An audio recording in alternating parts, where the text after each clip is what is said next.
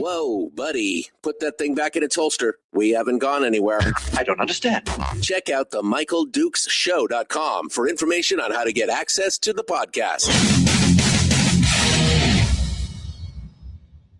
Welcome to the party, pal.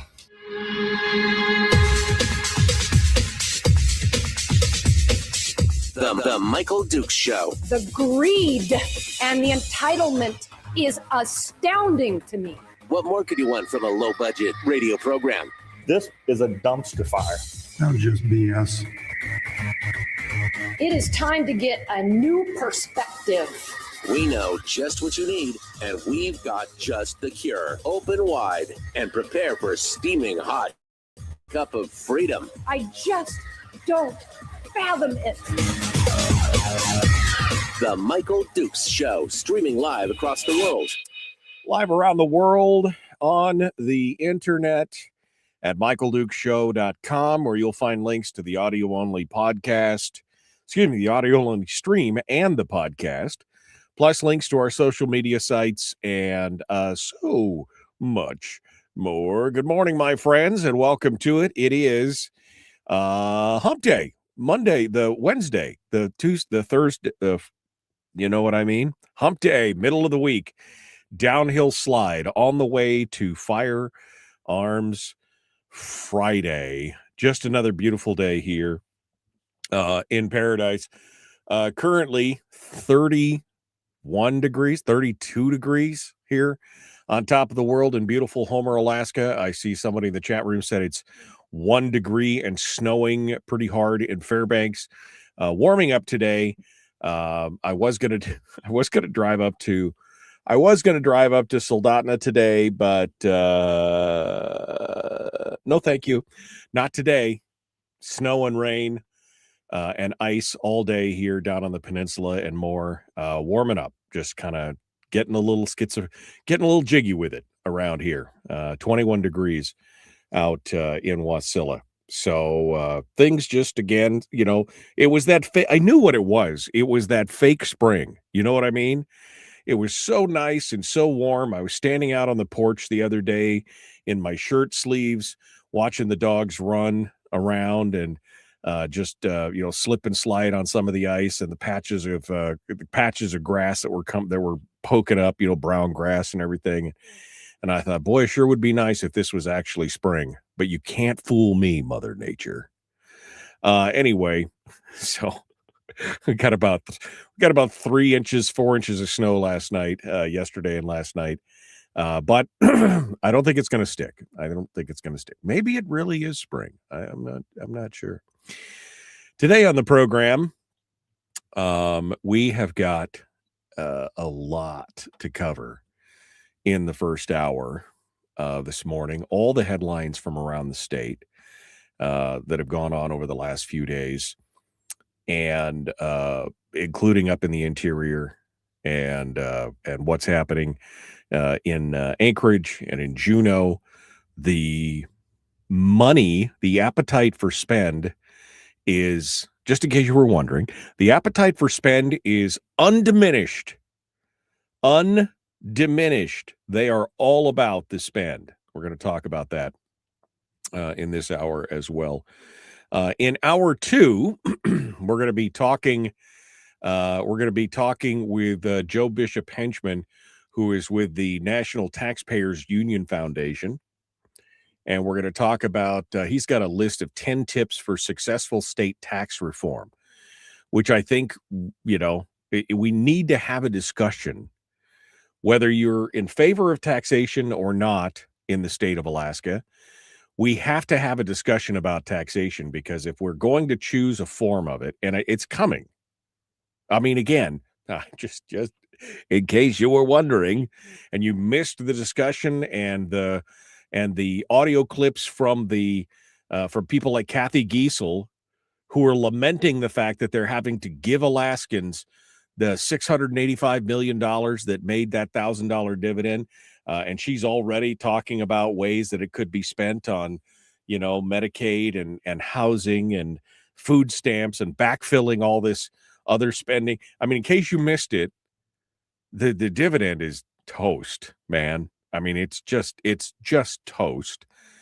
And that will lead us to only one solution in the coming 2 years to fill the gap.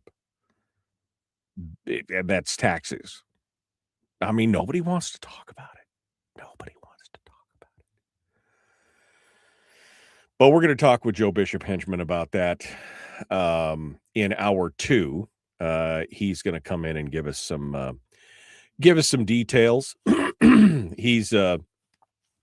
He's got a piece out that came out last month talking about reforming state tax systems across the country, and talking about how many states have either reduced their state taxes in the past 2 decades and made drastic and radical reforms, changing the landscape.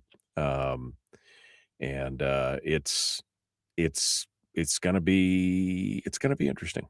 It's going to be an interesting position that we're going to be talking about. But we have to have a conversation about it. I know everybody is no, I don't want to talk about it. We have somebody that comes in every Tuesday when Brad's there, and he's like, oh, it's Tax Tuesday again. Okay, I'm going to leave, and I'll see you guys later. Okay. I mean, if you just want to avoid the discussion of it, you're going to get exactly what you're going to get. Whatever they want to give to you. And dude, they are in the middle of it. These legislators are in the middle of it. You would think that in a year where there is just monumental hurdles financially and fiscally, you'd think in a year with monumental hurdles that they would be finding ways to, slim things down or to generate new revenue for anything. Oh, no. It's not happening. There's already discussions on, in fact, there's articles up today talking specifically about a new pension system, how there's confidence that they're going to get it through, an immediate call for new state funding for more education funding, and others. And look, it doesn't stop there. It doesn't stop at the state level. Let's go back up to Fairbanks this morning. Let's go back up to Fairbanks and take a look at what's going on up there. The Fairbanks North Star Borough Assembly, according to Joel Davidson over at The Watchman, is now looking to revive that plan for the $33 million puppy palace, the Taj Mahal for wayward animals. Tomorrow, the Thursday assembly meeting, tomorrow the assembly is going to take up an ordinance that aims to reinstate $16 million that had been shelved by the previous assembly before the election. This is the project that the community was all up in arms about back in 2024. They'd already approved $17 million for that project, and now they're going to pump the additional $16 million back into it. I mean, they had, again, there was a huge pushback on the assembly on it. But again, this is just another example of, don't worry, we know better than you how that money should be spent, how we should do these things. David Guttenberg and Liz Reeves are now sponsoring this new controversial ordinance. It claims that the current animal shelter does not, quote, meet today's animal welfare care handling or the Association of Shelter Veterinarians standards of care. We're not taking care of the wayward animals, of the strays and lost pets. We're just not doing it. We need to do more. We need to do more.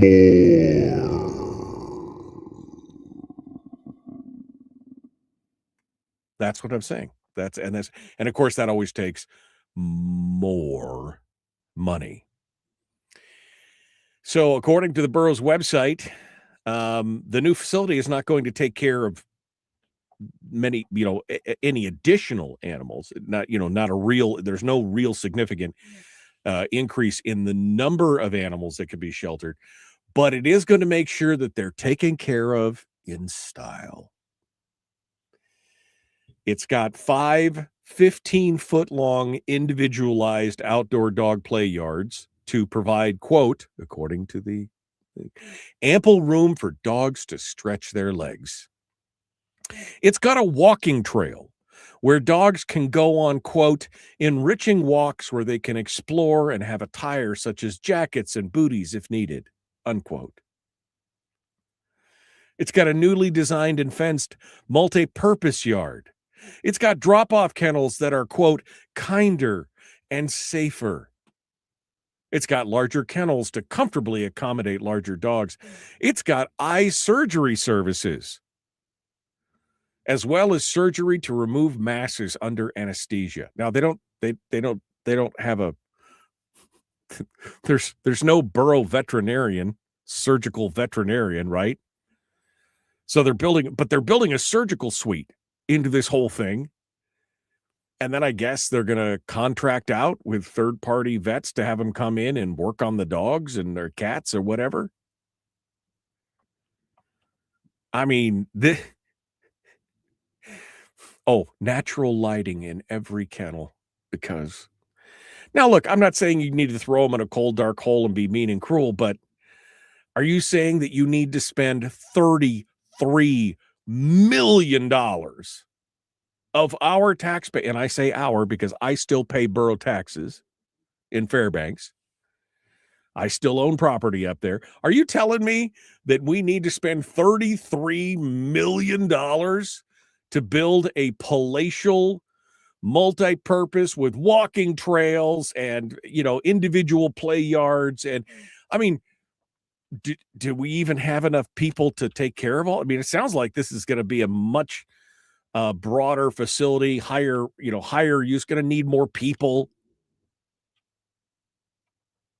I mean, this thing had already died a slow, malingering death back in 2024. They got it shelved back in 2024, early 2025. But no, they're bringing it back because apparently they got a bunch of money to burn. I mean, they got the rest of the buildings in the borough falling down around them. They've got an ungodly amount. I haven't seen an update on the deferred maintenance list from the Fairbanks North Star Borough for a couple of years. But last I looked, it was somewhere in the neighborhood of $270 million in deferred maintenance. That's for buildings that are already up, already owned, already being utilized, and we're $270 million behind in maintaining those facilities. But instead, what we want to do is pour $33 million into a new state-of-the-art animal shelter. There's a post on X that says, make no mistake, this will greatly increase the structural budget and greatly increase your property taxes. Buildings have to be staffed and maintained, and I don't know why they'd have to say they'd have to be maintained. They have no interest in they have no interest in maintaining the other buildings. Why would you think this one would get maintained? That's kind of a stupid thing. Anyway, it says, make no mistake, this will greatly increase the structural budget and greatly increase your property taxes. Buildings have to be staffed and maintained, and this huge facility is no exception. It includes surgical suites, cat condos, and all sorts of bells and whistles that go beyond the animal control power citizens granted to the borough. It only increases capacity by one animal. So we're going to replace what we got to give the opportunity to have one animal more.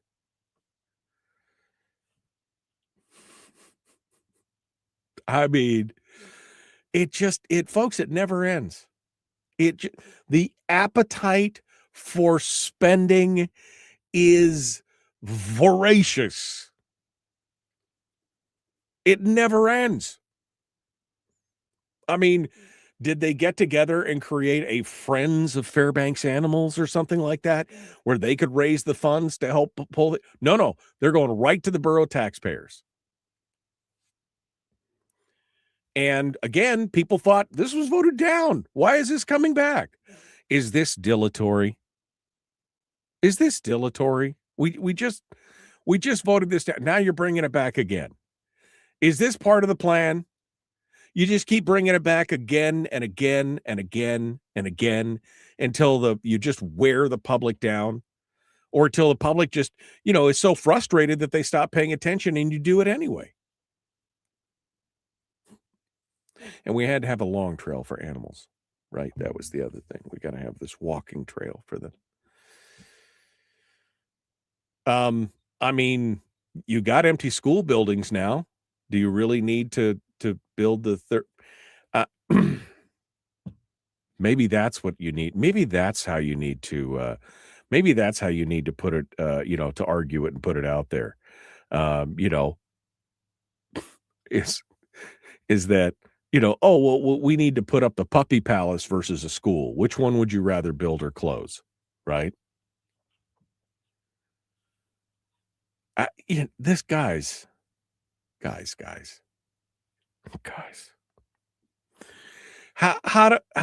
does this keep happening? Oh, I know. We keep sending the same batch of people back because we're not paying attention to what's going on in our local elections. That's what's happening. Anybody that voted for David Guttenberg knows that he was never shy about wanting to spend more public money. That he is in no way a smaller government person. And yet here he is, getting voted in. And again, just spinning up the spending mill. 33 mil. They were just short $10 million, 18 months ago, right? 2 years ago. They were just short $10 million. We're asking you to pull out the couch cushions and allow them to bust over the tax cap. They just spent $10 million from savings last year to offset it because you said no, and now they're going to spend $33 million on a new dog barn. Okay. I mean, this is just never ending. Again, at some point, I got to start saying, you know what? Let it burn. Take it for all. Apply for every program you can get. See how much money you can squeeze out of it. Put it into hard goods. Buy things that you need, because when the whole thing crashes and we become Weimar Germany of the modern era because we couldn't control our spending, at least you'll have some hard goods and things you can use or trade or tools that you can do or food storage or something. Maybe that's what we should be in. Just go ahead and apply for just drain it down. Do it now. Let's accelerate it because the crash is coming.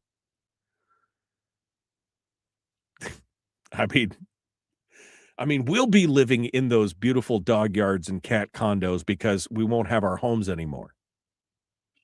That's what's coming. Even the vets have that Miguel just said in the chat room, even the veterinarians have testified that this animal shelter is not do our animals. It's all wrong. Anyway, it's not something. It's wrong. It's wrong. It's wrong for our animals.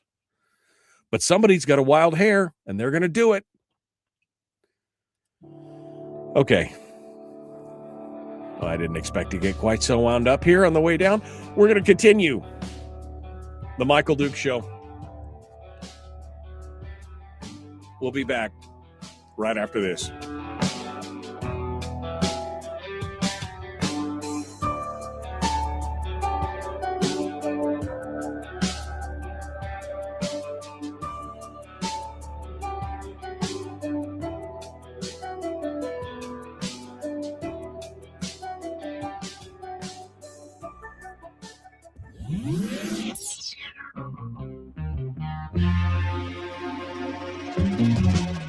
Running on 100% pure beard power. Oh, also some coffee. We dip our beard in coffee. Ha, nice beard. The Michael Duke Show.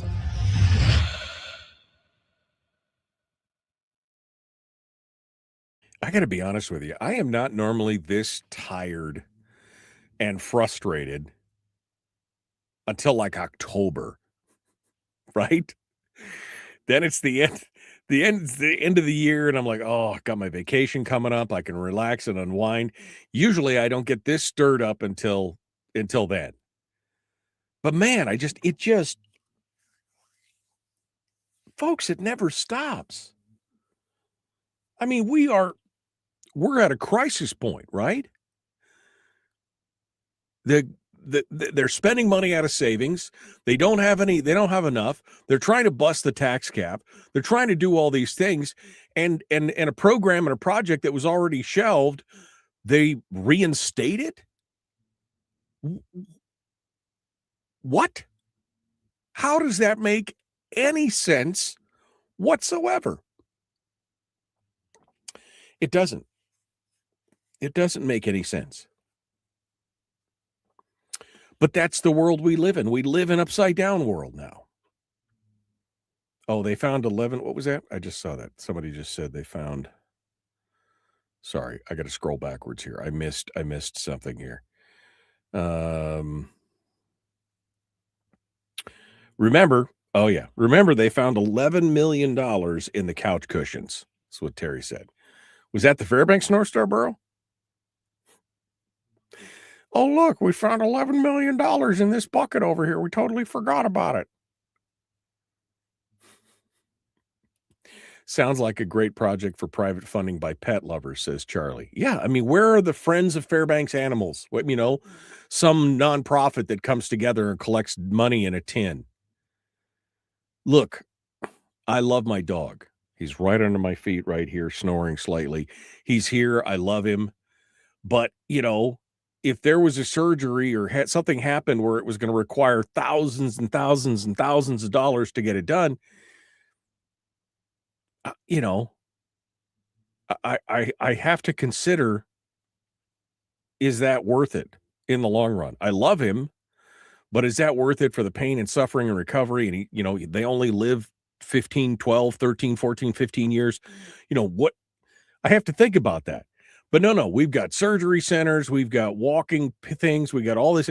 Isn't the idea to get those animals out of the shelter long enough, just have them there long enough that somebody can adopt them? Is it a no-kill shelter? Is that the thing? Are we just not euthanizing animals that are unwanted or unneeded? I don't know. I mean, I probably sound like Hitler. I mean, I don't know. Personal masseuses for the pet, says Brian. I may need to identify as a homeless dog. How? Can we talk about the big fiasco going on with Galena Schools and Randy Tranny lies? I'm just getting up to speed on that. I don't have enough intelligence on that. I've seen the articles from yesterday, and I wasn't reading through them enough. I got all these other stuff that I will, Melody, but I can't talk about it right now with any kind of certainty. I've been seeing some of the things and some of the comments on Facebook, and I saw the Watchman's got an article out, and there's another article out in the ADN, but I haven't had a chance. That was not my focus this morning, so I apologize. Good morning. Hey, I made it all the way back to the beginning. Jeffrey says, let's use the closed schools to bring the legislative session to the road system. Oh, man. We, says Layla, elected a brand new school board, and so they think the voters have substantially changed since we told Savannah no. Maybe we need to stop voting emotionally and start voting like people who can reason. Well, that would be interesting. Kim says, are you not even going to testify? He says, testifying tomorrow will be the same waste of time, in one ear and out the other. I mean, again, if you're going to spend money, how about putting some of that money to the deferred maintenance on the buildings that you've already built and own? $270 million. Quarter.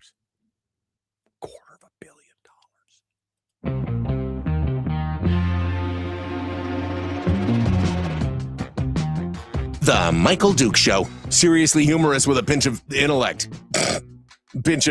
Sorry. That is humorous. Here's Michael Dukes. Yeah, I did forget. I forgot about. Oh, that's right. The school district found $11 million in the couch cushions last week. The Fairbanks North Star. So that must have been what spurred this. Must have been, right? Oh, look, we found $11 million in the couch cushions. We're going to go ahead and we're going to claw that back from the school district. And now we can build this new puppy palace. In-state dog park user fees pay for it, says Mark. That's a lot of user fees for a $33 million building. I would really like to see it. I mean, I would really like to see, I can't understand it because it is insane. It is insane that this is what this, but this is not the only insanity that we're seeing, right? It's not the only. You look at the conversation that's going on out here, and now you've got Chuck Kopp, Senator, or excuse me, Senator Chuck Kopp. No, House. It's House Majority Leader Chuck. I can't even keep him straight anymore. My brain is just yogurt at this point. He says he's confident that the legislature is going to pass a new public pension plan this year. But not so fast. Not so fast. It's got to pass through the Senate Finance Committee, where, we got two of our favorite people. That was just BS. Mr. Senator Bert Stedman and Senator Lyman Hoffman. They are raising concerns. They're actually asking questions, which is good. Stedman has not been a fan of the defined benefits program, any kind of resurgence of that in quite a while. And they're asking a lot of great questions about, how can we be sure, basically. And Stedman has made this point again and again and again and again that he was on the legislature 20 years ago when they voted to eliminate the defined benefits program at that time. And that was, at that point, the unfunded liability was, I think it was $13 billion in unfunded liability. Now, they've been paying on that for 20 years. And the unfunded liability today is still like $7 to $8 billion. This is after putting, just tons of money into it. Just tons of money. And in fact, the unfunded pension is again still there, $7-8 billion, and according to is not expected to be paid off completely until at the minimum 2039. 15 years, essentially. 14 years, 15 years. That's the absolute earliest. And that's assuming nothing, changes. But don't worry. We got this. That's what old Chuckles says. Old Chuckles Cop. Don't worry. We're going to get this. I fully expect we will have this bill on the governor's desk this year. This is from a press conference on Friday. It passed the House back last year in May, in the first half of the session, 21-19. And it already had gone through the Senate Labor and Commerce Committee, but now it's hit Senate Finance. And Stedman and Hoffman are asking a whole bunch of questions about what's going on.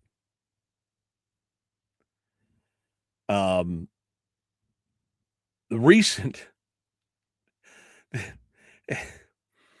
and of course it this plan guarantees a return. It's going back to this guaranteed retirement income.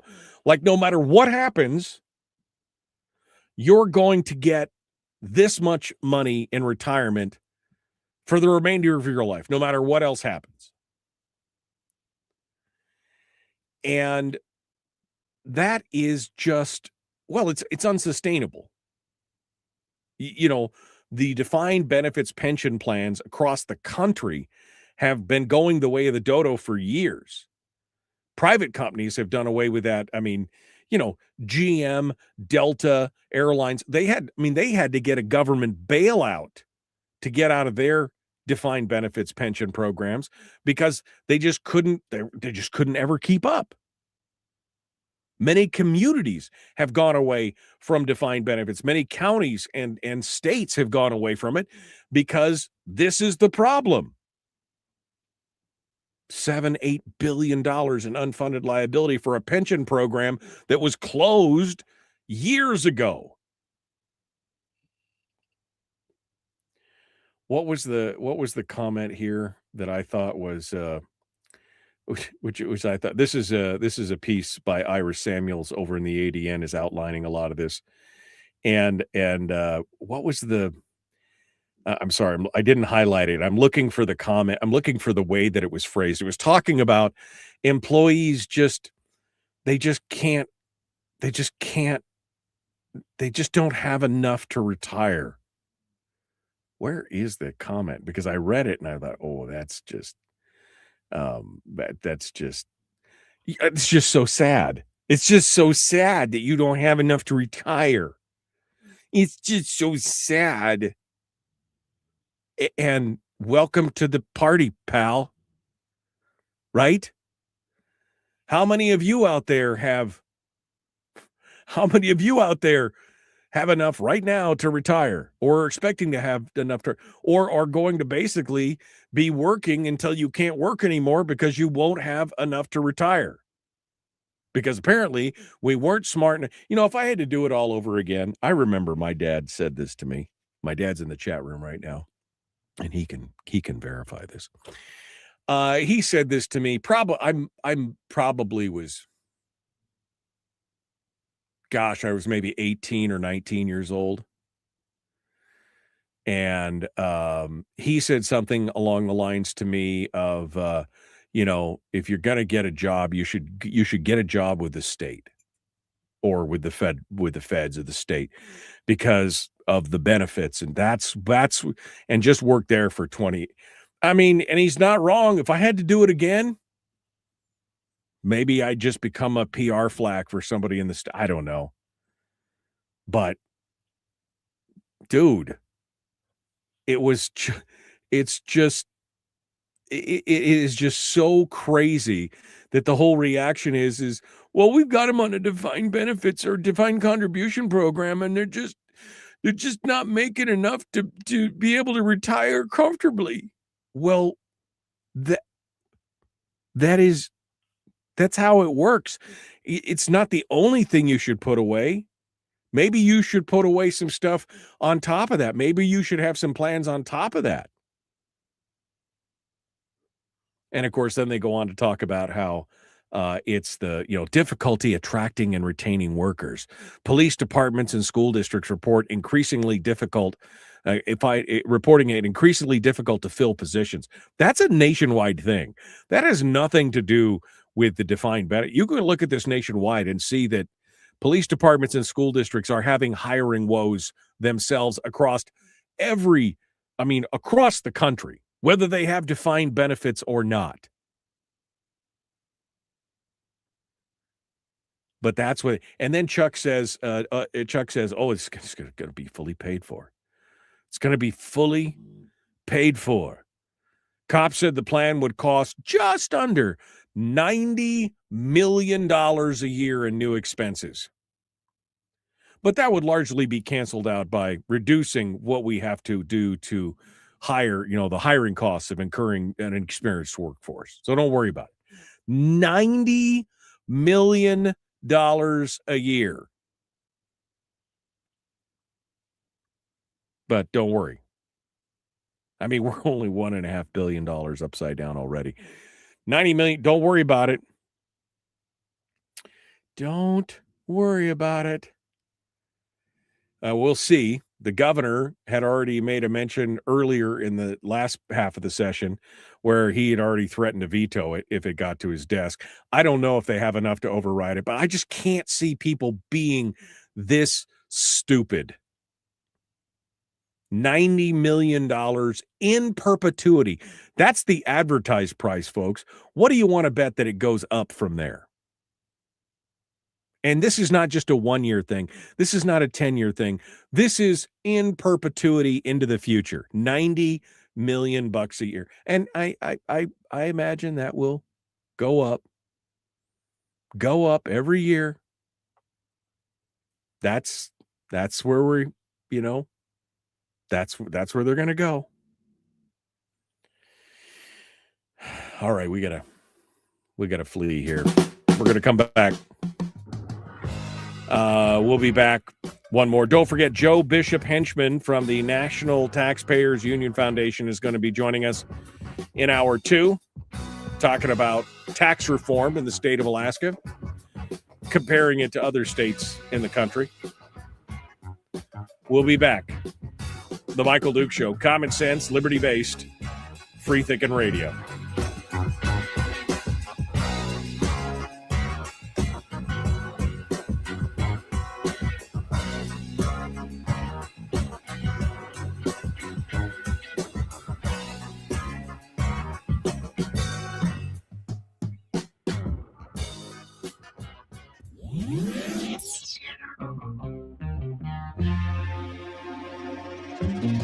Listened to by more staffers in Juneau than any other show because their bosses told them to.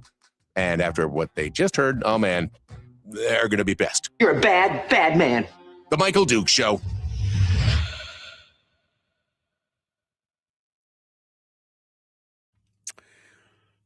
I found it.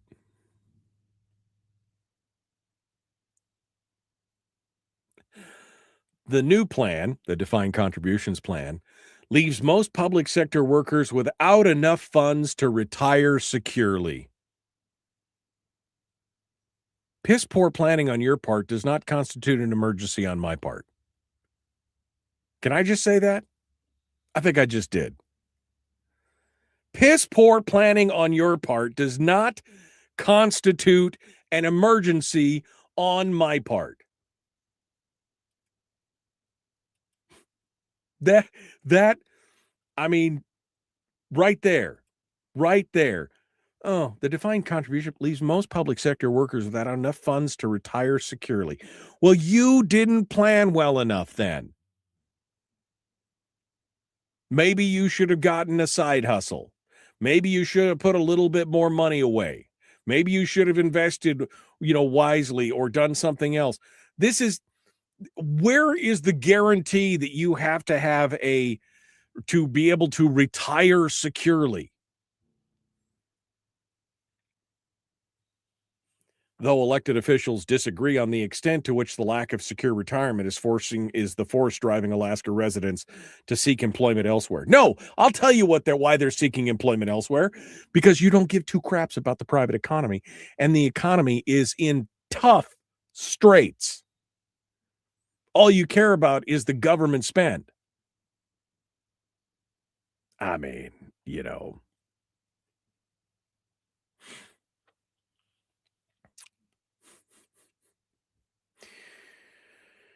Okay, I got to stop talking about this because I'm really getting pissed off. All right, let's see.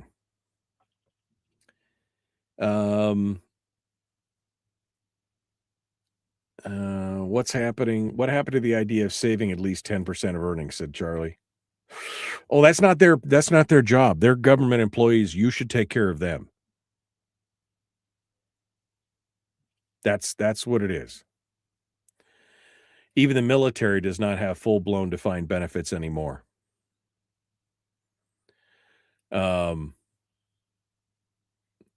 Has the state considered that it is the liberal policies that created a work environment where no one wants to be a cop or a teacher? No amount of money back in the world will bring people back. I mean, you know. I'm going backwards here. States like Tennessee and Utah moved to a hybrid 401 style retirement system, and it's working. Employees contribute 3 to 5%. The state contribution is predictable. No overtime spikes, built on salary-based budgeting, not runaway costs. Legislators can accurately budget year to year. Workers still build retirement security. Taxpayers aren't left holding unlimited liability.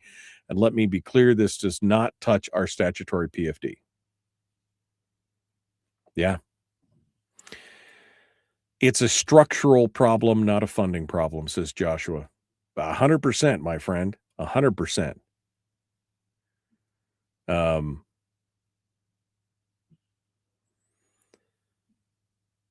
Oh, can't you see people being that stupid? Have you looked at the Fairbanks Borough Assembly? Yeah. I mean, I guess that's a given at this point, Ray. I guess that's a given at this point. That the politicians are just gonna be that stupid.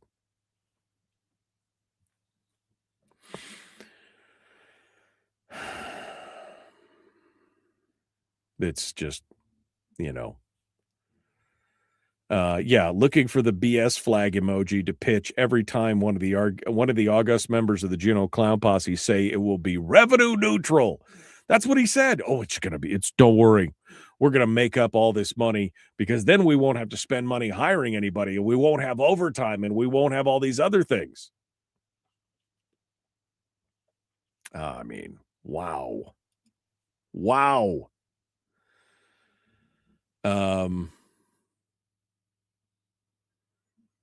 Let's see. Assuming my 401k returns 10% a year, I must labor another 14 years minimum for a reduced standard of living retirement. Heaven forbid the market crashes, right? I mean, no one is getting a guarantee except for government employees. No one is getting that guarantee. They want that so bad. They want to go back to that because then the state is on the hook. And you know what the guarantor is for that? You know what the guarantor is for that liability? The permanent fund itself. So if they get upside down, don't worry. They got that big pot of money there. They can force a judge, could force us to spend it, to pay it back out of there.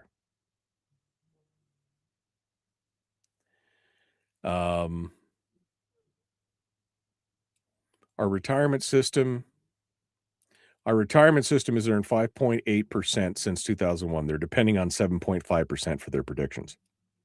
We've got a problem there. I'm just throwing that out there. We've got a problem. All right, here we go.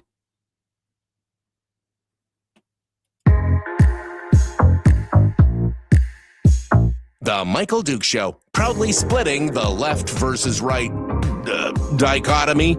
Yeah, I had to look that word up too. I don't think it means what he thinks it means. Here he is, though. That guy, Michael Dukes, the one with the show.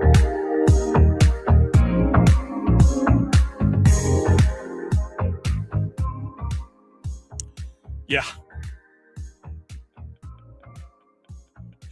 Somebody just said, I heard the players and staff of the Super Bowl were all taxed by the state of California. You know what the interesting thing about that is in California, you know, that tax, and I don't remember the player's name, and I apologize because I'm not a football fan. But I saw an article on this. It was talking about this. Every player there was taxed by the state of California for what they earned for that game. Each player on average earned $185,000 for playing the Super Bowl, right? But California doesn't just tax that flat amount. They count the number of days that you were there in California doing work, including that full week of practice going up to the Super Bowl. And then they average it out, and they take 7% of the overall income that you make and factor it in. It's not just the one game. They factor the whole thing. And I can't remember the guy's name, and I apologize again. But by the estimation of that amount, that a couple of the more well-paid members had to pay $260,000. That was what that's how much they paid. They actually lost money by playing the Super Bowl. $70,000 difference. That they got paid the $185,000, but because they are taxed on their overall income based on the number of days they were in California at whatever that 7% is, they had to pay. They were $70,000 in the hole. They paid $70,000. It was the quarterback of the Seahawks. Yeah. Okay. Thank you. I mean, that's just it just doesn't get any nuttier. Just does not get any nuttier. The jock tax. That's what it was called. The jock tax. And then I see this. Oh my God. So there's I just caught these couple real quick letters to the editor in the ADN talking about school choice. I won't go into the first one too much. Just let it be known that it's a senior in high school. Her name is Audrey. And what 13 years of Anchorage Public Schools taught me. What 13 years of school.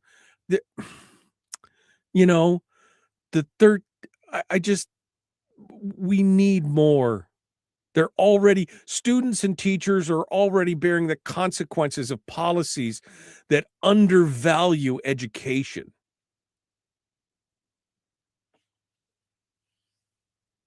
I'm going to take a life lesson from a senior in high school who's got so much life experience to understand how all this works. But there you go. Just there you go. Audrey, God love you. Then I saw this opinion piece from Courtney Kamen in Anchorage. The headline is what caught my attention. Eliminate school choice. The Anchorage School Board should consider eliminating all school choice in Anchorage to help address budget shortfalls and create a more equitable public education system so we can all fail equally. School choice in Anchorage creates a socioeconomically segregated school system, concentrating students and family with financial resources, secure transportation, and flexible work schedules at charter and other alternative schools and programs. Or they just made choices that they decided to do that.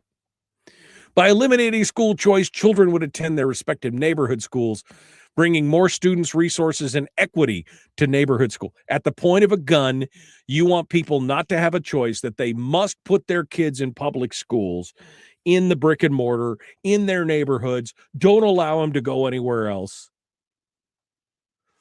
Wow. Talk about fascism. Is that what I mean, when they decide you must go to the school, you have no other choice. You will do what you are told. If we want to benefit the most students during this extended public education budget shortfall, having all students attend their neighborhoods, this is how they're going to do it. And this is what I said earlier late this last year, was because I saw some of this commentary on the social media platforms, right? That they were already banging on homeschooling and charter schools and allotment schools and everything else. They were evil because they were stealing from their brick and mortar schools. We need to get all that, because they're terrified because the enrollment continues to decline. The enrollment is continuing to plummet every year. And they are terrified. This is why they're so desperately trying to change the daily count formula right now. How they want to make it a 3-year rolling average, and they want to do this and they want to do that, and they wanted to make it, because they know that as they're doing a worse and worse job, more and more people are pulling their kids out of the public schools, and people are leaving the state because of all the other stuff. And so the enrollment continues to decline, and they built their whole model on a per student funding formula. And so they're doing everything they can to prop that up. But Courtney Carmen says, no. What we need to do is eliminate all that choice and make people go to school. You will go to your school and you will be happy about it, or else. Yeah, or else I'll just leave. or else I'll just pull my kids out of school completely and we'll homeschool them on our own dime or whatever. You can't force, you're just not going to be able to, you're just not going to be able to do it. And now, by the way, Ira Samuels, again, over at the ADN, they're talking about it now. This is the new one. Majority lawmakers say Alaska school needs more money from the state. Oh, we knew this was coming, right? Tell me you didn't know this was coming. You didn't know this after all the discussions and everything else that this was coming. That's right. Rebecca Himshoot, Loki Tobin. Loki Tobin called the funding increase last year woefully insufficient. They got $700 per student. And she called it now woefully insufficient. They were doing the victory lap last year, but now it's woefully insufficient. And of course, they point to the $90 million deficit at the Anchorage School District, the $23 million deficit at Matsu, the $8.5 million deficit down here on the Kenai, Juneau facing a $5 million deficit. So they're working on it. We're going to do it. We're committed to doing whatever we can do. Education remains our number one priority. We're not backing away from it in the House coalition in any way, says Rebecca Himshoot. Now the political reality of what's possible is a different story. Yeah, exactly. How are you going to pay for it? How are you going to pay for? It's called math. I mean, you should probably look that up. What was interesting was that Ira Samuels makes a quote in here, a comment in here. The political reality is shaped by limited revenue and advocacy fatigue that has left Alaskans tired of again asking for a funding boost after making it a flagship issue during the preceding two legislative sessions.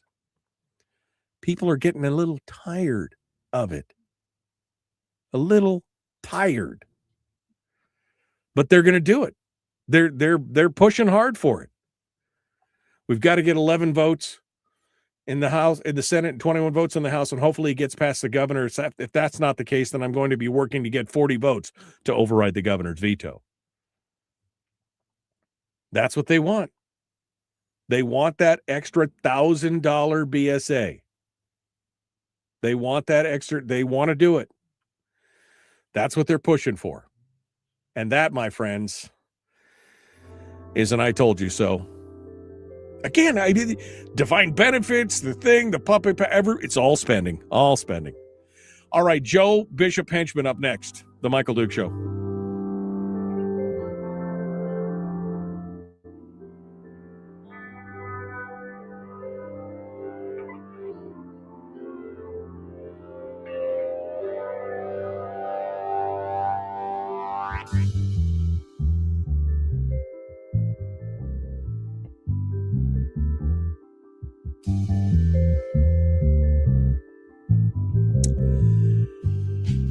Okay.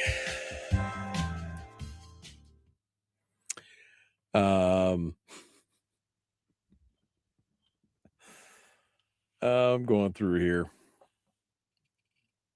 That was the first news out of a Super Bowl game that was actually amusing to me, says Fat Ray. That the quarterback had to pay $70,000 to play the game. Yeah, exactly. What a way to encourage the NFL to hold games in California. I mean, you really think they care, Brian? I mean, really? Oh.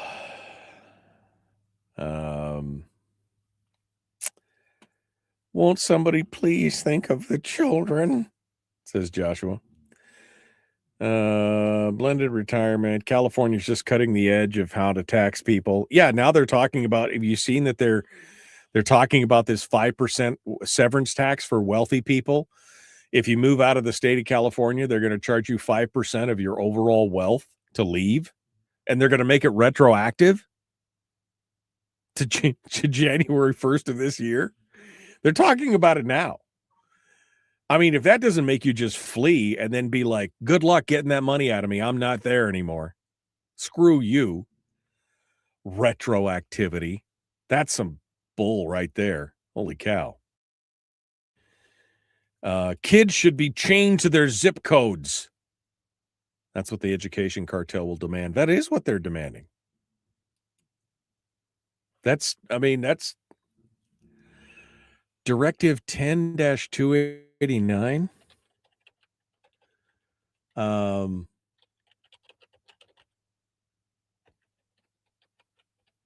What is, that's from Atlas Shrugged. I knew I was funny. All workers of food production shall henceforth be attached to their jobs and shall not leave or be dismissed. That's from Atlas Shrugged. That's the strike directive. I forgot about that. Yeah, it's getting closer and closer to reality. That's exactly what it's getting closer to. Fabry says, I can hear them now. Real public education has never been tried. Right? Just like real communism has never been tried. Just like, if only we had a purer form of communism where it would really work, then we could show you that it.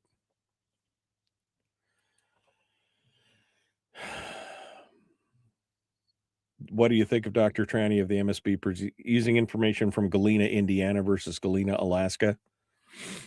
Like I said, I don't know enough about it. I saw the headline. I read the first few sentences and then decided that I needed to circle back to it at a different time because I had so much to talk about this morning. The NFL has no say in where the Super Bowl is played? Really? Who makes that decision, Frank? I'm just curious. I don't know. I don't care enough about sports to I don't care. So, but it would seem to me that if it was the Super Bowl, if it was the NFL Super Bowl, I would think that the NFL would have some input as to where it's played.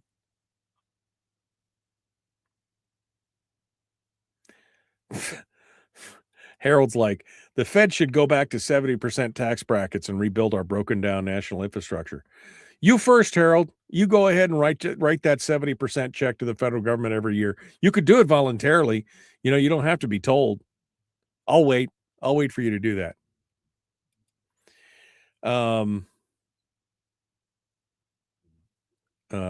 Remember, even the past president of the NEA in Alaska sent his kids to the most expensive private school in Alaska. Yeah. Ken, what's with the name calling, man? I don't know who you're calling a jackass because I can't see the whole thread, but knock it off. Knock it off. It's going to be interesting. But this is the thing. Again, we've never seen the appetite for spend in this state. Like it is right now. We're $1 billion upside down in this upcoming budget. $1 billion with a $500 million supplemental budget from this fiscal year. And they're already talking about adding $90 million a year for a new pension system and new education spending and new. They can't stop themselves. Apparently, math is hard. Arithmetic don't count for them. That's what it's all about. All right. I see that our guest, Joe Bishop-Henchman, is in the green room. He's drinking all my virtual coffee and eating all my virtual donuts. I got to get to him before he eats them all. Let's see what he has to say. We'll get him started here this morning. Good morning, sir. How are you? How are you, Michael? Good to see you. Thanks for coming on board and joining us today. We are in the middle of some crazy stuff here in the state of Alaska. I know Alaska is in a bit of a unique situation with no taxes at all, no income tax, no sales tax, statewide sales tax, and everything else. But of course, we are discussing it right now. We're talking about it. So hopefully you can give us some insight based on, the writings that you've done and the looking at all the different tax structures from around the different states. I'm really interested to see what your take is going to be on this here in just a few minutes. Are you intimately familiar with Alaska, or just kind of a passing familiarity with what we're doing here? Well, while I don't live there, I've certainly been there quite a bit, had a lot of discussions about, income taxes, sales taxes, what have you. It's a special interest to me. Alaska was the first state to get rid of its income tax. It's a path now that a lot of other states had followed, and obviously it'd be really unfortunate if Alaska bucks that trend and starts going in the other direction. I want to know more. We're going to be back. Hold the line here, Joe. Back with more of the Michael Duke Show. Let's do it.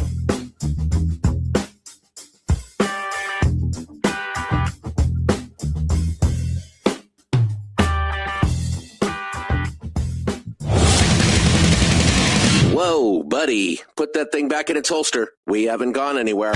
I don't understand. Check out the MichaelDukesShow.com for information on how to get access to the podcast. Welcome to the party, pal.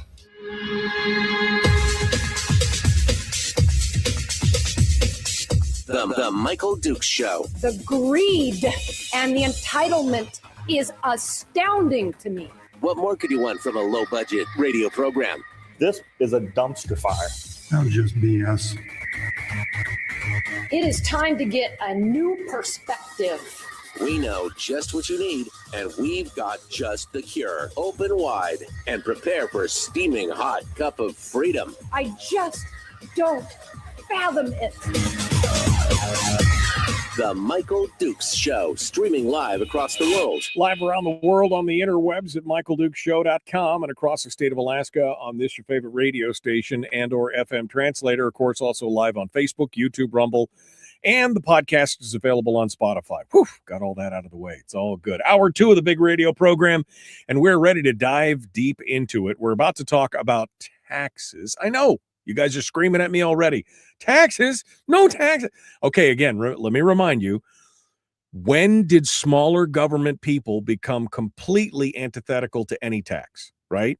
We've still got to fund it, and instead of funding it, we're funding it in a stealthy way. But we got to talk about it because they're going to take all of the PFD, the PFD is going to be gone, right? Again, Senator Kathy Giesel saying that $685 million we spent on the PFD could be used to backfill Medicaid and SNAP and housing, and we could use it for the PFD is gone, folks. Don't expect to get it in the next year or two. It's going to be gone. And yet their appetite for spend continues. So what's going to happen next? Well, it's going to have to be a tax. And if we don't talk about the type of tax that we need, they're going to give us the worst kind. I guarantee you. So we should have that discussion. Joining us today to talk about that is Joe Bishop-Henchman. He's with the National Taxpayers Union Foundation. And he said he's taken a special interest in Alaska and been up here a few times and has talked about it. And I really, really want to get his perspective on this because I think this is interesting because he's done studies, written books and articles about all the comparative types of taxes in various states and everything else. So let's bring him on the program to discuss this and see what he has to say. Again, from the National Taxpayers Union Foundation, Joe Bishop-Henchman. Good morning, my friend. Thank you for coming on board and joining us today. Good morning, Michael. Great. So Joe, you're seeing what we are dealing with here in the state of Alaska. We were able to eliminate the income tax back in the early 80s. Now, at the time, Governor Hammond said, don't eliminate it, just suspend it. Just turn it to zero and suspend it and leave it there in case we need it, which some people are questioning whether or not that might have been a better idea. But instead, we've learned to live off the largesse of the resource curse, right, of our oil revenue. Then we created the permanent fund, and the permanent fund started generating money. And then when they started giving too much money to the people, even though it was their resource, and started taking it for themselves, then it created a problem. And now here we are upside down again. And the governor has proposed a statewide sales tax, which apparently, according to the headline from yesterday, is dead on arrival in the legislature. They're not. In fact, one senator is quoted as saying, we're not even going to worry about that. We'll talk to the next administration, and then we'll talk about an income tax. So give me your take on Alaska, the uniqueness, what you think about it, how it compares to other states, and maybe your advice as to where we should be going and what you're seeing across the country. Well, the trends that are being faced across the country, I think, are very instructive because in many ways, Alaska was first. Right now, we've got 25 states now that either have no income tax or a flat income tax. And that's up from about a dozen 10 years ago. So that's what the trend now is, to move away from income taxes, progressive income taxes, and move more towards flat income taxes and no income taxes. Alaska's in that group. Alaska was the first in that group. Alaska's the only state still to have abolished its income tax, have had a tax on wages and other types of income, and then to have abolished it. And so I'm always very upset for you whenever I hear discussions about bringing back an income tax or expanding it. I mean, it really is going back on a promise. And it's political promise, so how real was it? I get that, but to be an Alaskan is to not have these broad-based taxes. It's to get the permanent fund dividend. And I get that it's not written in stone, and legislatures can change their minds, people can change their minds, but it's still a promise, and it's going back on a promise. I think that's what the legislative response to the sales tax proposal, part of the reason for that, I think, is understanding that, and they get that at some level. Well, you would think that they get it at some level, but I hope they get it at some level. Yeah, I mean, what we're seeing here, and correct me, anytime you hear me say something that you disagree with or you think that I'm on the wrong track on, correct me if I'm wrong. Alaska, in removing their income tax, I'm not a fan of taxes, don't get me wrong. And I think an income tax, especially a progressive income tax, is the most punitive one that I think that, and least equitable plan out there. Brad Keithley, a frequent guest on the show, has touted the idea of a flat tax. I think a flat tax, again, it catches everybody equally, so that is pretty equitable. Second to that, probably a statewide sales tax where everybody, again, you can decide whether or not to spend and whether there's exemptions or not. The problem here in the state of Alaska is that we have become so divorced.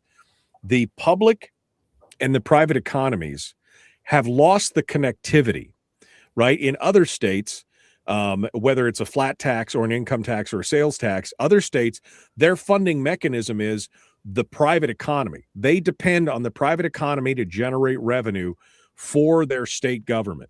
Therefore, they have a vested interest in keeping that private economy booming, in reducing regulation and getting out of the way whenever they can, or doing whatever to make sure that the goose they don't strangle the goose that's laying the golden egg. But in Alaska, because we don't count on the private economy, instead we've counted on oil revenues from state oil reserves. We count on the earnings of the permanent fund itself, which we can take at any time. It's a political promise again, broken again. There's this disconnect, and that's what we're seeing here in the state of Alaska. Do you think that some form of taxes in the state could recreate that connectivity and bring it back to where they have to care? Because the state, we've had legislators say that the government economy is the economy, that the government spend is the economy. Is that true in your mind? It's one of the toughest questions, and it's a very long-term question. And as much as our system is wonderful and the best in the world, it sometimes struggles with these long-term questions that involve pain, especially short-term pain to politically involved people.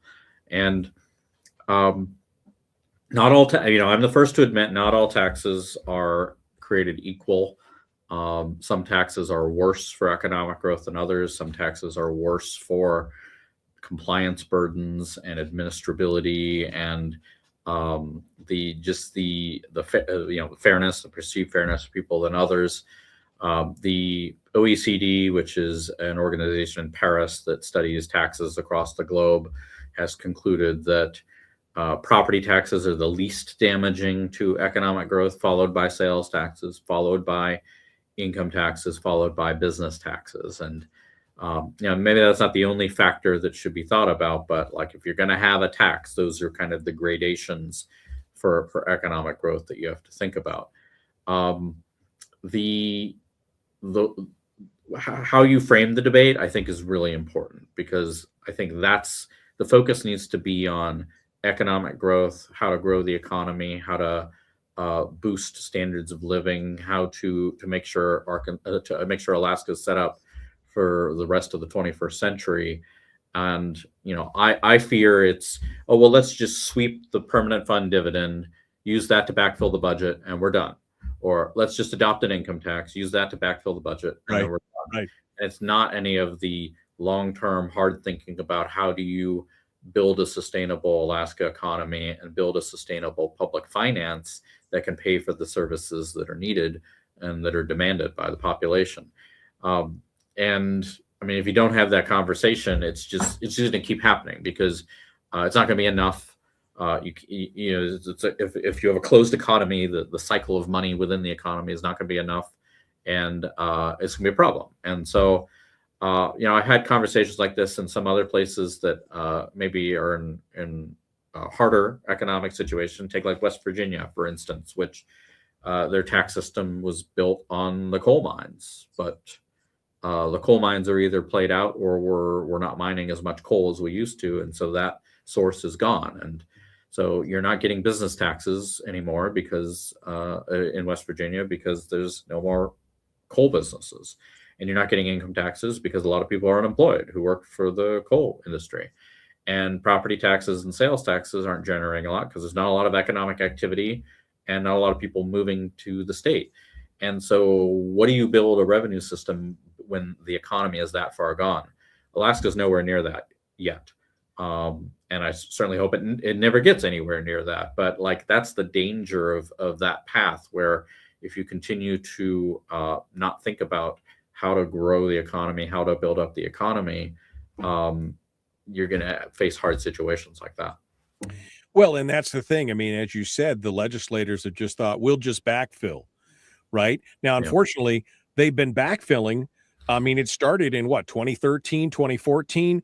We had $1.5 billion in the SBR, the statutory budget reserve. We had $13-14 billion in the constitutional budget reserve. Yeah, I remember when Alaska had the best rainy day fund in the country. And absolutely. And then we saw it in 2012, 13, 14, 15. We drained every one of those accounts because we were spending more than we were taking in, and nobody was pulling back on the reins. Nobody was saying, whoa, we're short, and maybe we should take some money out of the fund, out of the CBR for now, but we've got to fix this. No, it was just, we'll spend it all. And by 2016, 2017, they'd cut the PFD to backfill it. And now here we are today with sitting senators, members of the majority and the leadership, saying that $685 million that we just spent on this last year's PFD, that could be used to fund so many other things. It's gone, Joe. The PFD is going to be gone. And once that pot of money is gone, what's going to happen then? How are we going to be forced into a tax after they've taken all that money? And so what does this look like? I know you've talked about a flat tax and comparing it to other things. You had a graphic in one of the pitches that was sent to me that I want to throw up there, because this shows about the flat tax and how it dominates this 20-year state income tax reform. So walk me through this, compare what's going on in the lower 48 to what's happening up here. Well, in a lot of states, it's become more and more apparent that competition is really driving the name of the game nowadays. So it used to be that people didn't really move a whole lot, but with the price of transportation and cost of living, I mean, people are moving a lot more than they used to. And it used to be that businesses didn't relocate a whole lot. But now you can sell to the global market from literally anywhere. So we see businesses much more mobile than they used to be. And investment flows and capital, that's been mobile for a number of decades, but it's still very highly mobile today. So states really need to demonstrate their competitiveness in order to attract capital and business and individuals and residents, and to keep people in the state. And obviously that's not a new dilemma for Alaska. It's obviously a driving part of a lot of public policy in Alaska since it became a state. But taxes play into that too, because more than anything, taxes are something that can, whatever you pass in tax law, it can affect decisions immediately. So I'm a big fan of education reforms. The best education reform could take as much as a generation to reflect itself in the economy. But if you make a great tax change, or if you make a terrible tax change, you can see the impact pretty significantly. Down in California, they're talking about doing a wealth tax on the November ballot. Not even passed it yet, just talking about it. Doesn't even have the signatures yet. It's not even on the ballot yet, but they're talking about it. and we've already seen a bunch of their billionaires suddenly relocate in the first part of the year in January, and that's already happened, and that's just from the threat of that happening. Right. And I don't want to overstate how detrimental that is. California is a big state with lots of people and lots of money, so who knows how impactful that will be. But it goes to show that taxes can have an immediate effect for good or for bad. And that's true in Alaska too. So even the discussion of taxes is again forcing it. We were just talking about that law at the end of the last hour before we brought it in, because again, a 5% wealth tax, not just a 5% wealth tax for exiting California, but retroactive to January the 1st of this year. I mean, how that would pass the smell test, I don't even know. But you want to drive people out. You wonder why under Gavin Newsom they've lost hundreds of thousands of people out of the state of California. I think that might be a prime example of it. We got to come up on the break here. We're talking with Joe Bishop-Henchman from the National Taxpayers Union. When we come back, I want to talk to him a little bit about what NTU stands for and then what his suggestions are for here in the state of Alaska. If he was emperor for the day, we made him God Emperor of the world. What would it look like here in the state of Alaska in the future here? We're going to continue the Michael Duke Show. Common sense, liberty-based, free-thinking radio. We're going to be back with more right after this. Don't go anywhere.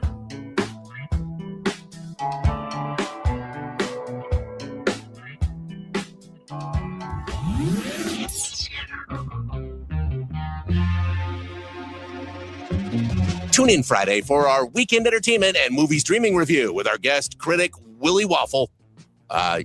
That's actually his real name. Really? That's his real name? Man, his parents must have hated him. The Michael Duke Show.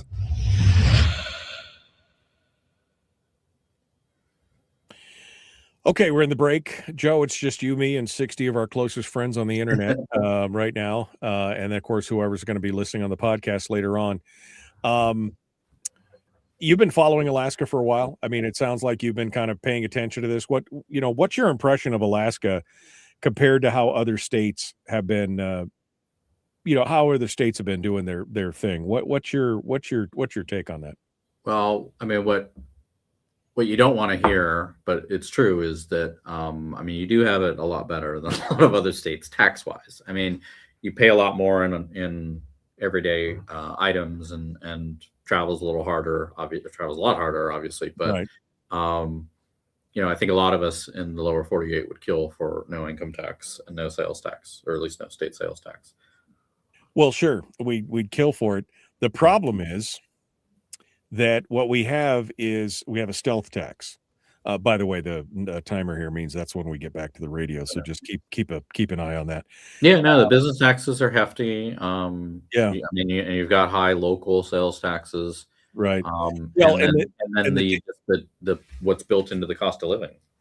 Yeah, but also in the taking of the PFD, right? The PFD, Jay Hammond said the PFD is the ultimate expression of capitalism, because although we have a socialistic constitution where everybody collectively owns the mineral rights, the PFD was a way to take your fair share and get your fair share of those mineral rights in the form of dollars. Milton Friedman told us that putting the PFD into the state would be the best, highest use of the money that we could do. And so we did it. We carve off a portion of it. We invest it. We take those earnings. We share them with the resource owners, which is the citizens.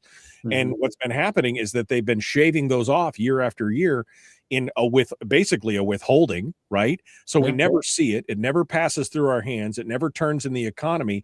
And so we have this enormous stealth tax where every person's being taxed $3,000 plus a year, and nobody's seeing it. But once that's gone, because of the spending, and that's really what this is about, is an appetite for spend. Do you disagree in looking at Alaska? No, and there's been some political science literature on the petrostates and Saudi Arabia and the UAE and all of that, and how that ready source of revenue has affected their economic development and, as you said, the relationship. Yeah, the resources, the relationship between what people are paying in and the services they're getting. Nationally, we have probably 80% of the income tax burden is borne by less than 50% of the population. Mm-hmm. And that, there's thinking that warps the size of government that people demand. Because if you're getting, 80 cents of government for less than 50 cents on the dollar, of course you're going to demand more government. Right. Ben Carpenter, former representative, asked, does NTU advocate low taxes or limited government? What's the position on no broad-based taxes that enables bigger government? Well, we're for the taxpayer, and that includes keeping an eye on government spending too, because if you're spending big and borrowing instead of taxing, that's just as problematic down the line. So we're a big fan of structurally balanced budgets, which obviously Alaska is struggling to get. We haven't had a structurally balanced budget since 2005, maybe 2006. I mean, right now it's spending down assets, but how is that much different from what's going on nationally at the federal government, where we're 38 trillion and counting to fund everyday expenses? It's monkey see, monkey do. We just can't print money. That's what's going on here. And when we find out that we've run out of money, that's when the yogurt's going to hit the rotor at this point. And that's kind of the scary part here, is that nobody seems to see it. Again, we were just going over it in the first hour. Legislator after legislator with new programs, new plans, 90 million, 100 million, 300 million, when we're already facing a deficit and a supplemental budget from this year that's nearly $500 million. So it's frustrating. All right. We're 10 seconds out from rejoining here, so we're going to jump back in. Are you with me to the full hour, or are you with me to just after the bottom of the hour? Where are you at here? I think it was bottom of the hour, but I'm flexible if you need. Okay. We can go to 40 after if you got, that'll be the last segment. So perfect. All right, here we go. The Michael Duke Show, Common Sense Radio.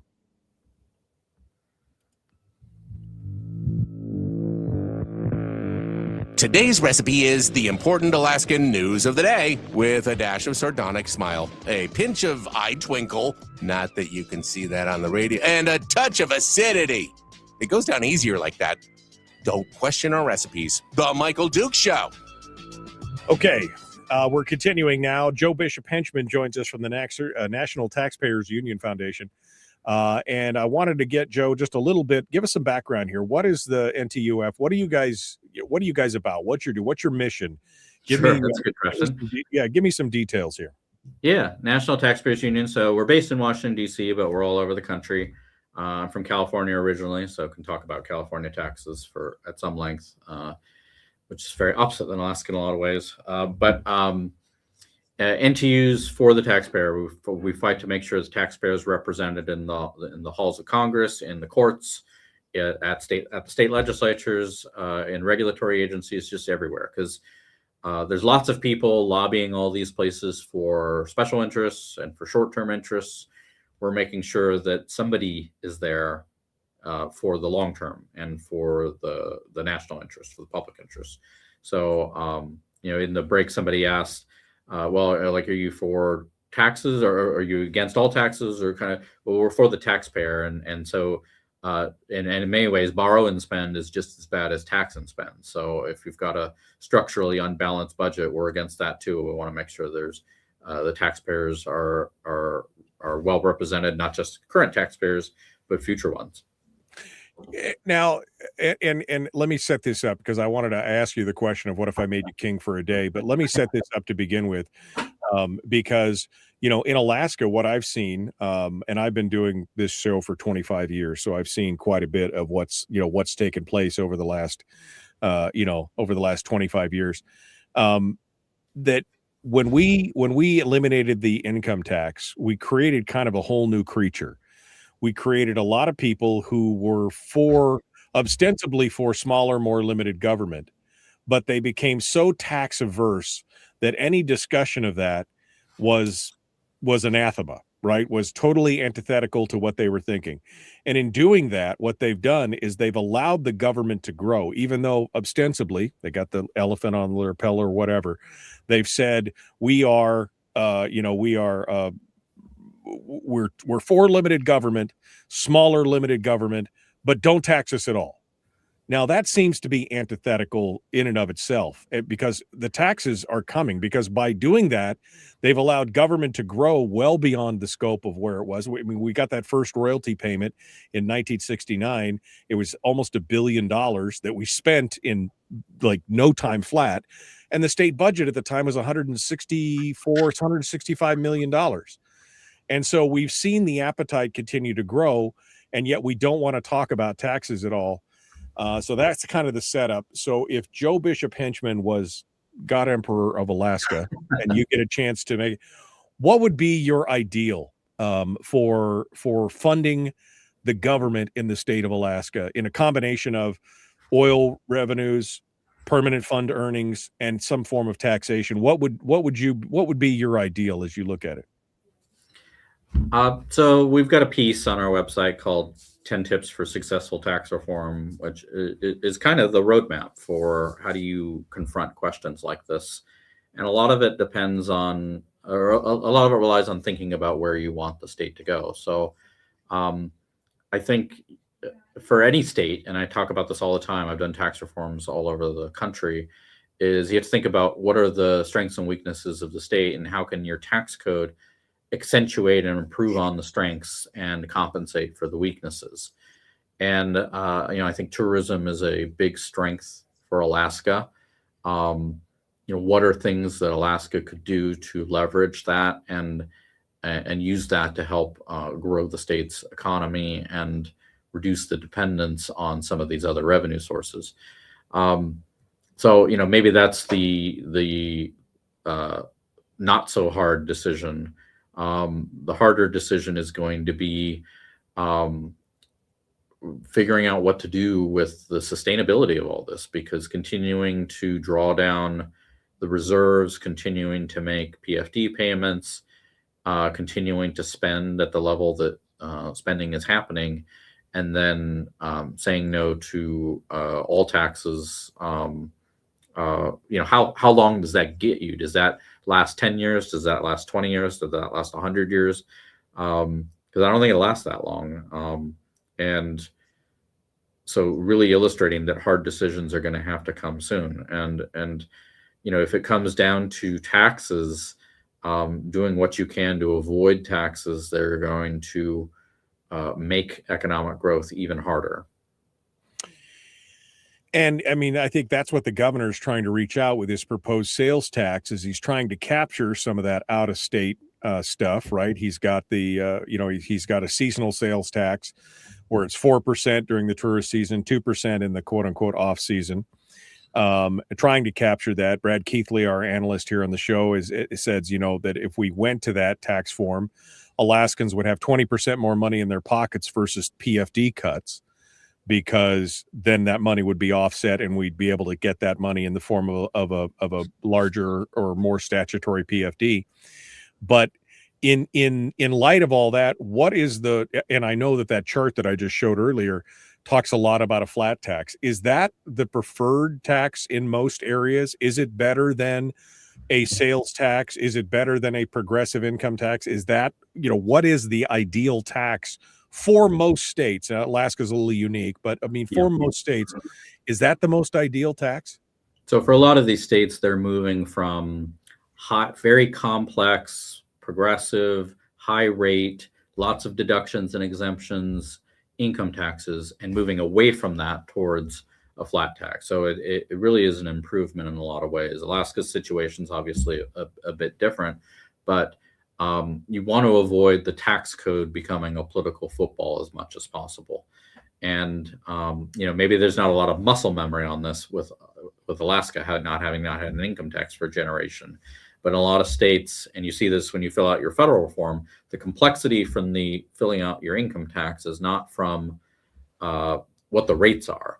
The complexity is all of these bizarre definitions of, this is in the code, this is not in the code. This is taxed more, this is taxed less, and we define this in a weird different way. And having an earned income tax credit that defines child one way and a child tax credit that defines child a different way. And all of this is what adds up to the hundreds of billions of dollars of just outright economic loss that comes from people having to fill out their income tax nowadays. And we see that also in business taxes, where a lot of politicians take business taxes, and Alaska is no exception on this, and uses it to put in extra penalty taxes on people they don't like, and benefits and credits and carve-outs for people that they do like and industries that they do like. And once you have let that happen, it becomes what allows you to succeed economically is not how well you cater to the market or how many people you hire or how productive you are. It's how many friends do you have in the state legislature, or how many friends do you have in high places? And that's not a recipe for economic growth. I mean, that's how Michigan got to where they're got, is going down that path. And I hate to see that happen to Alaska. So to the extent that there has to be taxes, which I don't think, I hope you don't get there, but you have to make it as simple and as least as uncomplex as possible so that it can't become this political football.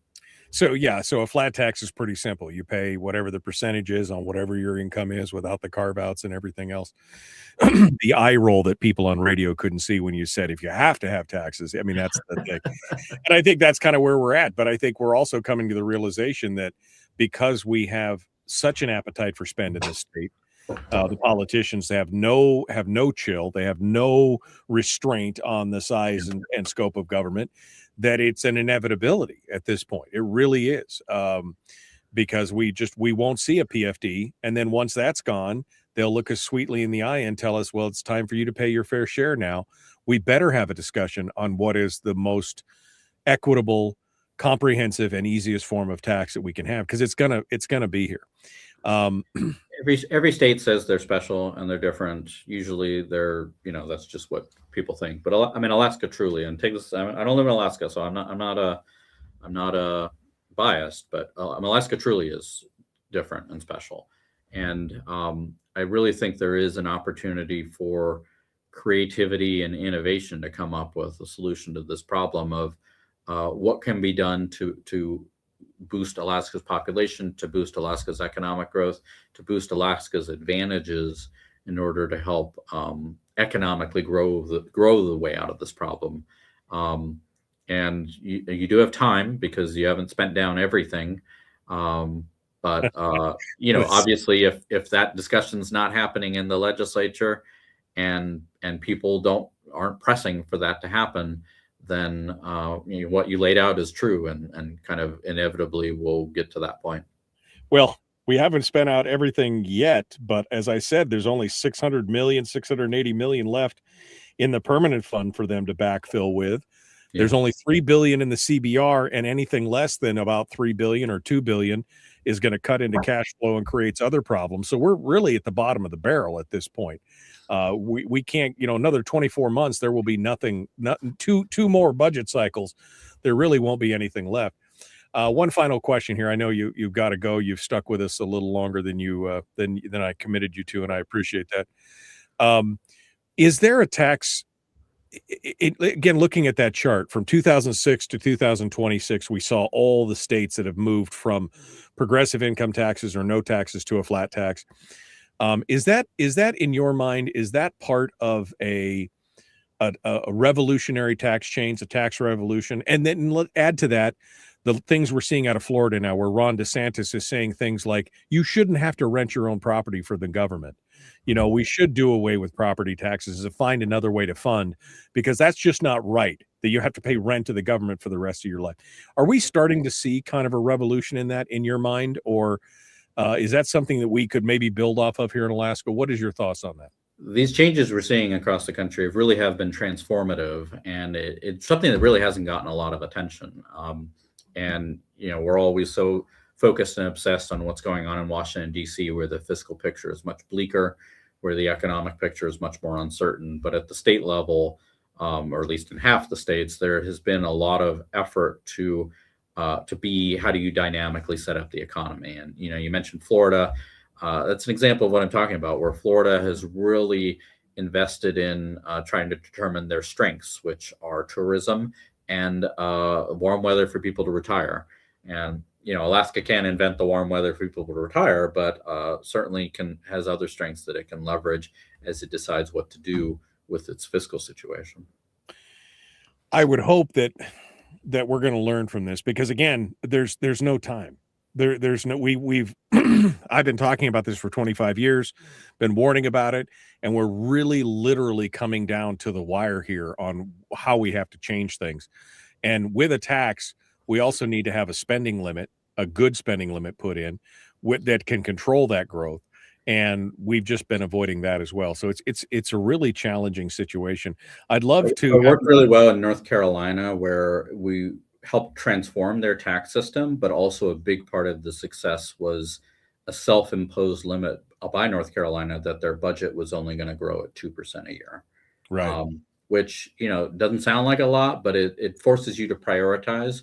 Things are still fine in North Carolina. And, imagine where Alaska would be if 15 years ago they did a 2% a year limit.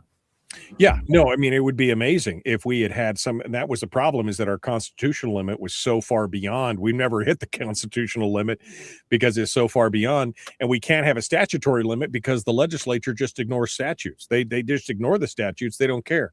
So that has to be a key part of this plan. Joe, I'd love for you to come back on here in the future and to dig into Alaska a little bit more, and maybe come back with a suggestion or a plan for us, because we're struggling. We're struggling, and the governor's, like I said, the governor's plan is dead on arrival. That's what that's quotes from the legislators, which just means we're going to kick this can down the road another year, where things are going to be even more dire, and I just don't know how to do it. So final thoughts from you real quick. Joe Bishop-Henchman, National Taxpayers Union. Well, visit us at ntu.org, and we're always eager to help, and we're always eager to learn too about what's going on and how we can make sure taxpayers are being heard, and not just today's Alaska taxpayers, who are very important, but also future Alaska taxpayers, and making sure that there's a good economy for them as well. That's the thing, having a good economy. And when our private economy is just basically withering on the vine because all they're paying attention to is a government economy, that's the problem. Joe, thank you so much for coming on board. It's been good to talk with you. We look forward to talking to you again here in the future. Thanks for coming out. All right, folks, we got more coming up. The Michael Duke Show, common sense, liberty-based, free-thinking radio. We will return here in just a moment. One final segment. I don't know what I'm going to talk about, but I'm sure it's going to be exciting, and you should return. Is that enough of a hook? I don't know. Come back to me. We'll be back. The Michael Duke Show.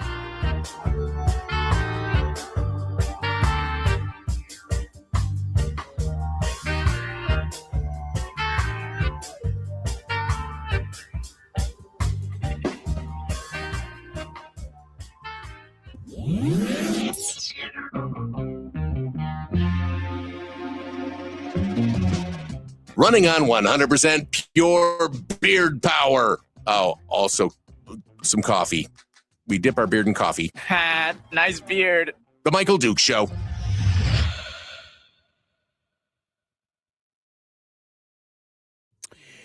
Okay. We'll continue here.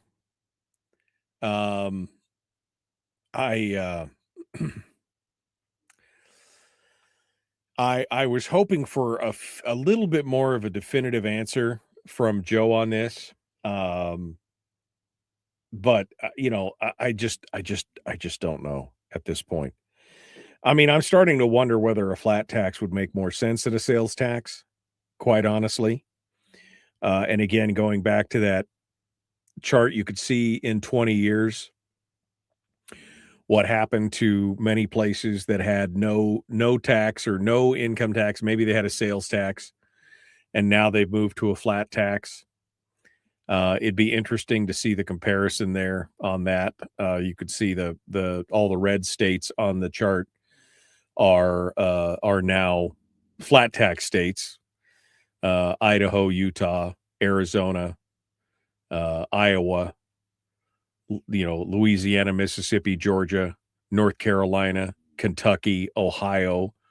They all have now joined into the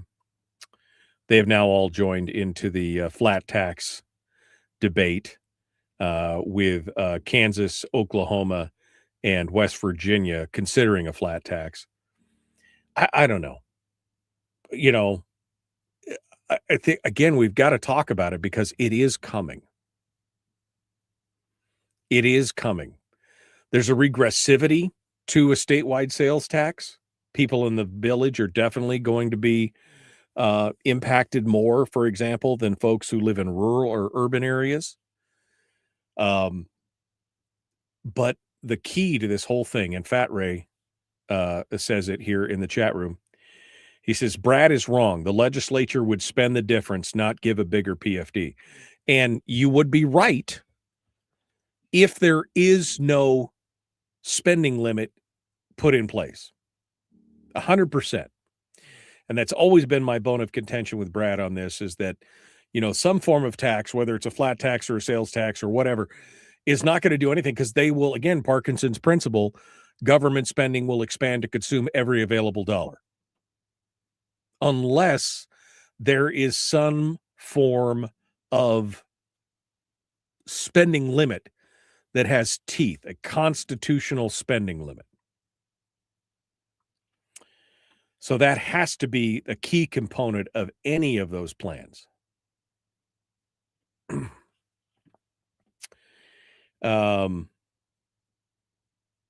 Michael, you yourself tell me every time we talk about this is the legislators will not cap spending. Again, I mean, I agree. I'm not in favor of any tax unless there's a spending cap. Now, they don't want to have a spending cap. That's part of the problem. I'm pointing out the solution, Fat Ray. I'm not saying that the solution is reachable, right? I'm just saying here is the solution. Is it reachable? Rob just said that Joe hasn't yet wrapped his head around the scenario of no broad-based taxes, but the highest per person spending in the country. I know. That's the thing. He wants to hold Alaska up and say, well, I hope you guys don't get taxes. Dude, it's inevitable. We've already spent it. We've already, it's there.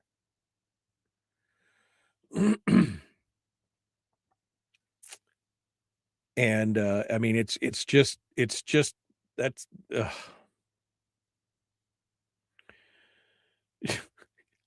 Rick says, I think you're just trying your dangness to give us all headaches. I'm sorry, Rick. I mean, I hate to do that. I mean, I really hate to do that, but that's, you know, that's where we're at right now. We need to be having these conversations. I mean, again, I'm just looking at these headlines, you know, across the thing. More, you know, lawmakers say Alaska school needs more money. You know, Anchorage School Board trying to close the $90 million gap. We need to eliminate school choice. We need to, you know, build a $33 million puppy palace. We need to add $90 million to, you know, for a new defined benefits program. I mean, we need to do all these things. And it's just, we're in a crisis. And instead of buckling down to figure out how we fix this, the answer is to spend more. I mean, that's just it. It is to spend more.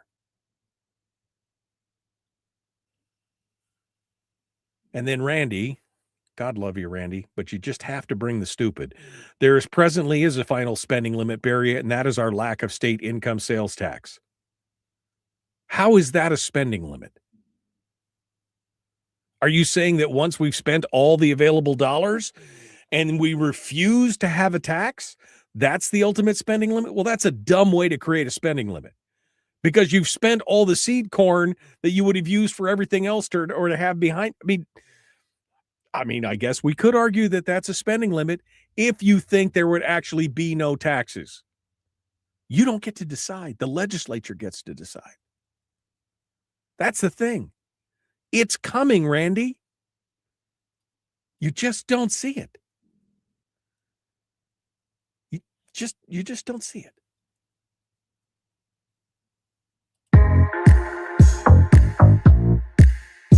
The Michael Duke Show. Not your daddy.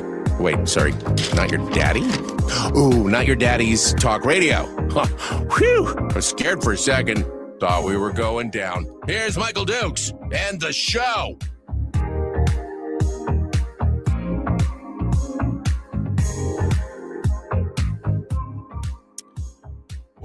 we're arguing in the chat room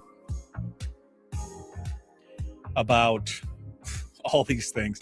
And again, I mean, I want to make it clear. Any new form of taxation would have to be passed, would only have my support in conjunction with a durable, we're not arguing, we're friendly arguing. I don't mean arguing. Trying to make it exciting for the radio listeners. Guys in the chat room, just chill, okay? I'm arguing with you. Just agree with me that I'm arguing. Just agree that I'm arguing. The only way that I would support any form of new taxation is that it must have a constitutional spending limit attached to it. Because Ray in the chat room is right.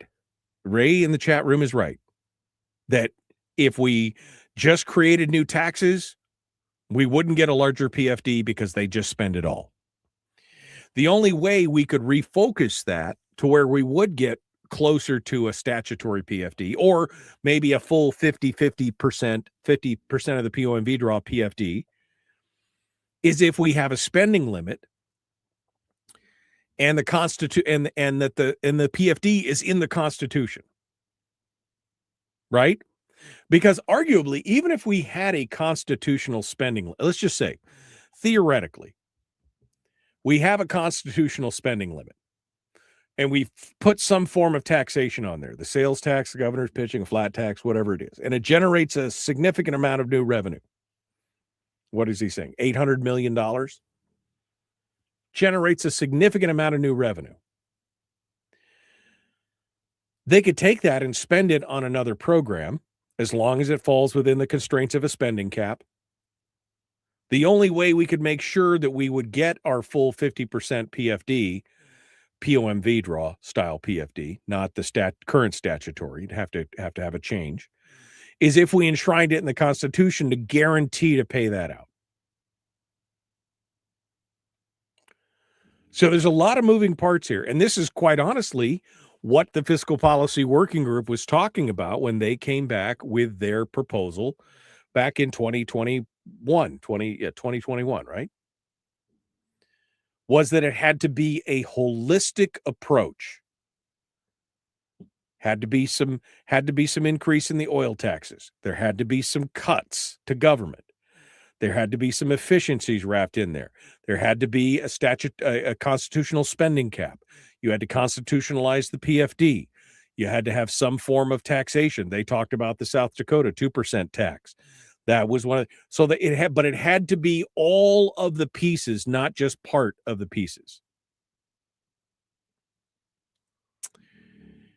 And unfortunately, this idea that somehow we're going to keep making it through. I mean, even Joe, our guest here a second ago, was saying, well, I just hope you guys don't see taxes in the state. Well, I don't either. We don't want to see taxes. But the problem is that the legislature, their behavior is making that an inevitability. Because again, I want to point out, again, not to try and make your head explode or to bring you down on this beautiful snowy Wednesday. Their behavior is what's leading. We are in a year where we are facing significant deficits, upwards of $1 billion shortfall. If we went with the governor's full proposed budget, we're at what, $1.7 billion with a full PFD, et cetera, et cetera. But even if you wipe that out and just brought it back down to the $6, we're still facing a $800 million budget deficit. Oh, and by the way, that's for next fiscal year. We still have the supplemental from this fiscal year, which is $432 million plus. I think the governor put on another 50 or 70 million. It's almost $500 million on top of that. So let's just round it down to $1 billion. We're short $1 billion. And yet you've got legislators who are clamoring to add more spend.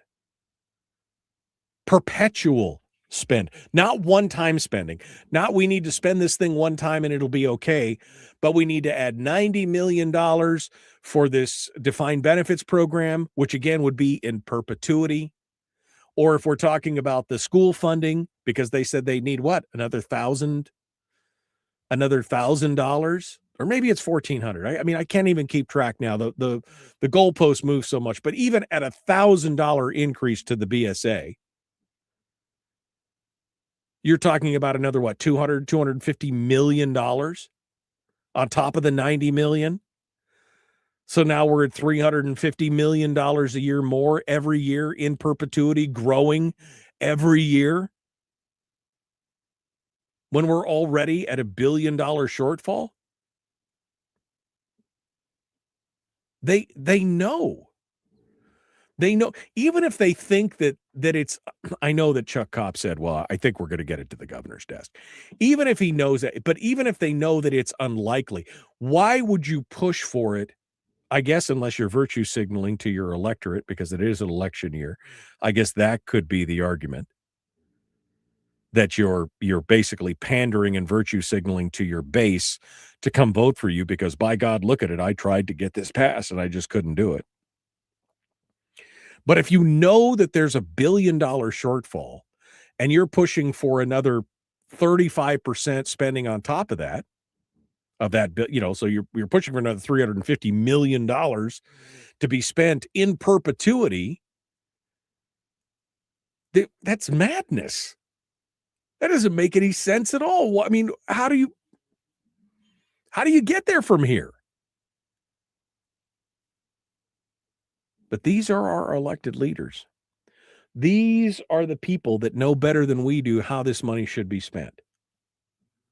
And again, just go back and listen to that Commonwealth thing, the disdain from people like Giesel and von Imhoff, who basically say, how dare you? How dare you spend this money?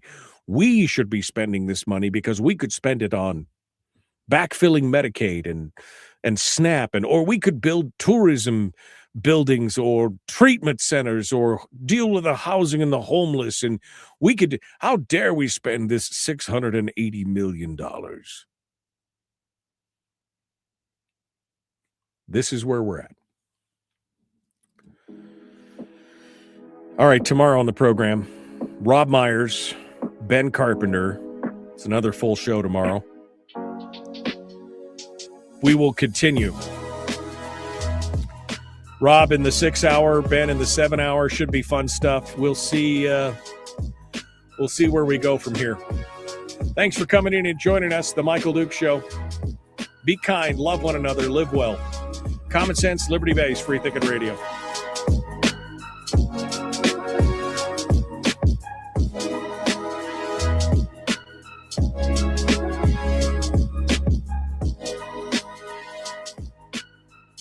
Thinking Thursday, says Ben. That's what it is. Deep Thought Thursday. Deep thoughts. Now that I'm irritated, time to go calm down with some Olympics, says Sourdough Steel. I don't even watch the Olympics anymore. I don't know. I don't know, man. I don't know. All right. Well, I appreciate you guys. Thank you for coming in. I hope you enjoyed today's show. I know it was irritating. I know half of you are infuriated. I just wish we could focus this stuff inward and fix our local communities and maybe get some of these people voted off the island, so to speak. You know what I mean? I don't know. I don't know what to do. All right, I gotta go. We'll see you tomorrow. Have a great day.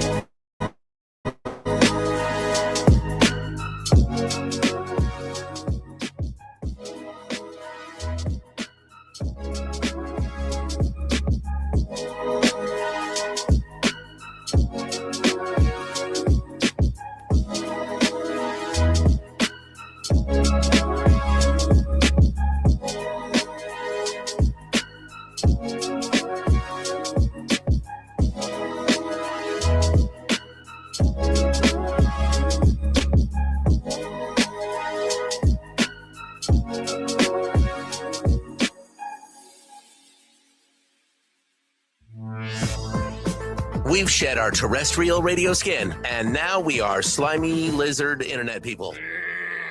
It's the Michael Duke Show.